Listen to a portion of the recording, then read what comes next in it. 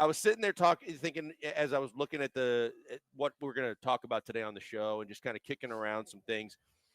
And lo and behold, Brian McTaggart puts out the starters for this Seattle Astros series coming up. Mm-hmm.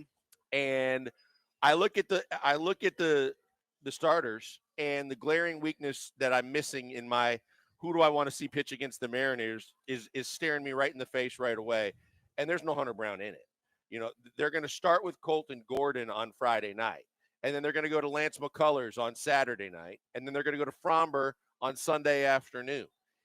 And this is where Astros fans, we set you up for this, but this is something that you have to think long and hard about. What does this mean? Because coming out of the All-Star game in which Hunter Brown was an All-Star but did not pitch, we knew that going into the All-Star festivities, if Hunter Brown pitched Sunday, he wouldn't pitch in the All-Star game. We all agreed. Good move on his part. He was trying to make good on what was a bad start against Cleveland. He wanted to get off and finish the first half on the right note. It didn't happen. He did not look himself. His velocity was down. And we had the discussion at the time about he looks gassed. He might have really kind of emptied the tank in the first half. And should we be concerned? We tabled it and said, let's wait to see what happens coming out of the break, because you would assume, look, every year the Mariners have their World Series in July. This is their put it all on the table, all chips in, go for it series that always means the world to them. And the Astros normally ruin it, crap all over it, and end up looking really good coming out of it. Instead, now, when we anticipated that your top two starters were going to be a part of that, they're now not going to be a part of it because you're only going to get Fromber, you're not going to get Hunter. And that's the bigger concern. If it's only through this series and he starts against Arizona, and it's something I suggested prior to the break, that if he doesn't pitch against Seattle, it wouldn't be the worst thing because you need Hunter Brown.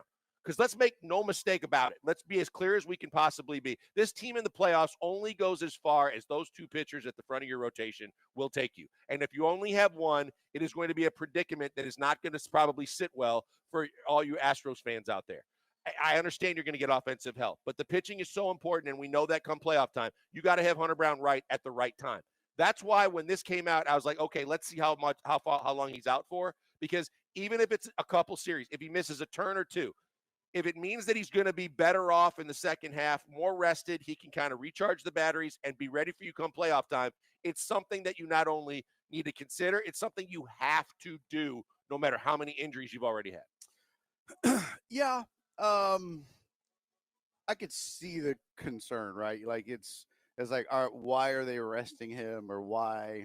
But if you do think that he's gassed, if you do think that maybe that first half took a toll on him and emptied the gas tank, then I think a few extra days of rest might be a good thing for him. And maybe just, let him clear his head. Maybe, let him just let him just get a little more. It's just like a hitter, right? It's like sometimes sometimes these guys you see guys that are in a funk. You see guys that are in a prolonged slump. All of a sudden they get a sore back and go on the IL.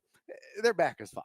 You know what I mean? They're just getting a 10-day rest that they don't want to get benched, and you don't want to bench a superstar. So they get a 10-day stint on the IL because of a sore back or a tight hamstring, and they just get to clear their head and relax and not have to worry about it.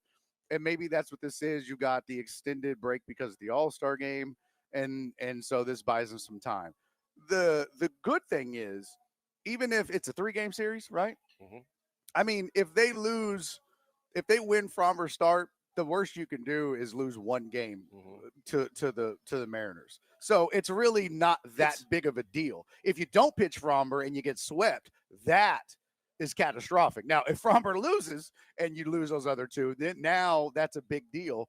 But what I think the thought process is, hey, worst case scenario, Fromber wins his start. We lose.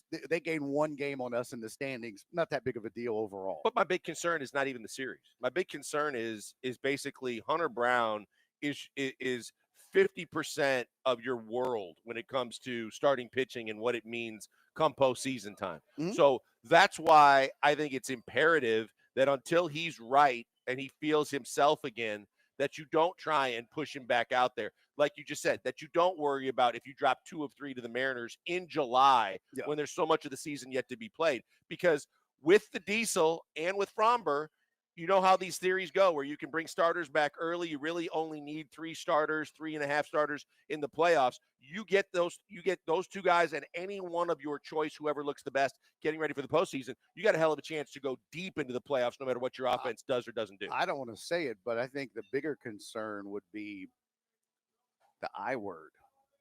Well, that's what I'm saying, because you don't know what you don't know. You know his velocity was down last game. Not the fatigue, but is this an injury? Well, that's and let's ask the medical staff in the PR department, because we know we'll get an honest answer there. But we know that's the last thing we're not going to get any of that. That's why it's like, man, is that why they're not running him out? The rest thing I'm good with. It's like, oh, okay, yeah, just let him recuperate a little bit, get a couple extra days, no big deal, okay, cool. But if they're doing that because they're like, well, maybe a few extra days and this thing will be fixed and he'll be good to go, and they're just not saying anything because of all the stuff we talked about yesterday, that's a bigger concern. Let's look at that, though, and say, for the sake of at least trying to put some people's minds at ease before we go too far down that rabbit hole, as much as the velocity was down a little bit in his last start against the Rangers, he finished, when he emptied the tank, getting it back to where it normally is. So it doesn't look like, a lot of times when these guys have something wrong with their arm, it's a significant drop off. It's 8 or 9 miles an hour. It's 5 to 8 miles an hour. It goes down quite a bit. But overall, I'm with you. Like, the last thing you can afford to do is have him injured or miss a bunch of time, and then also not be himself come playoff time. We've seen this from an offensive perspective with Jordan. We don't want to think about how long he may or may not be out. We've got an update. We'll get to that in a bit. But overall, these two guys are so important to you no matter who else comes back in your pitching staff, in terms of eating up innings, mowing down hitters, and being dominant starting pitchers, that I just don't want to fathom the idea of not having one of them, when you need them most. Yeah, that's scary. Don't even put that out there. But yeah, that's the concern. Boy. I mean, the minute that I saw those 3 starters out there, I go, okay, now I'm really otherwise I wouldn't really care all that much about who's pitching in the Arizona series. But now I'm going to be dialed into, not only all the sound we're going to get from Seattle, but as you get ready for the Arizona series and when they start naming pitchers for that series, I'm going to be interested if Hunter Brown's going to be in it, because I think that if you want to tell me, hey, look, it's a twofold proposition, and they would never tell me this, but if their thinking is we don't want to push him back right away if we can buy him a little couple extra days.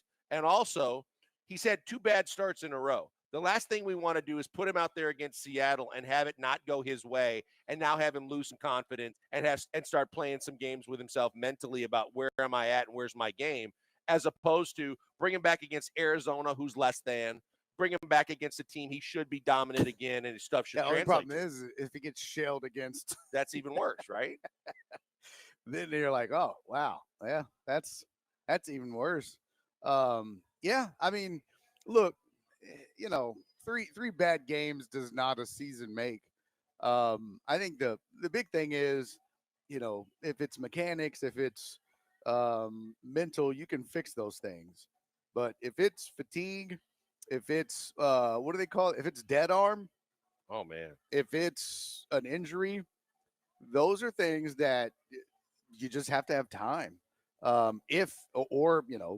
Whatever injury it is, if you can get it fixed. So that's the concern. And this is just made all just be a decision based on matchups. You really don't know, which I doubt that's the case, because it's Hunter Brown. I mean, he was one of, if not, he was one of the top 2 or 3 best pitchers in the American League. No question.